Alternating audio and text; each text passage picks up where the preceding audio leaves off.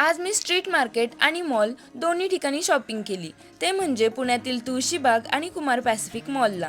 नमस्कार, मी तेजा. तर आज सलोनी पुण्याला आलेली खास ज्वेलरीच्या शॉपिंगसाठी. आणि ज्वेलरी म्हटलं की पुण्यातील तुळशीबागच आठवते.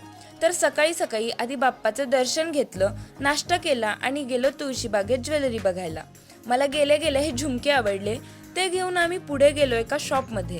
सलोनीला घ्यायची होती साऊथ इंडियन ज्वेलरी, ती घेतली आणि तिथेच दुसऱ्या सेक्शनमध्ये कॉस्मेटिक्स होते, ते पण घेतले. आता बिल बघून तुम्ही कसे रडताय बघा, म्हणून हे हसत होतं. पण त्याकडे दुर्लक्ष करून आणि दुकानदाराला गोड बोलून सलोनीनं अगदी हाकलून द्यायच्या किमतीत बार्गेनिंग केलं. त्यानंतर तिचा निरोप घेऊन मी पोहोचले कुमार पॅसिफिक मॉलला. या पायऱ्यांवर चढताना तर मला किडनीत अटॅक आल्यागतच होतं. इथं जिजू आणि दिदी माझी वाट बघतच थांबलेले. तर इथं आम्ही आलेलो दिदीच्या बड्डेची शॉपिंग करायला.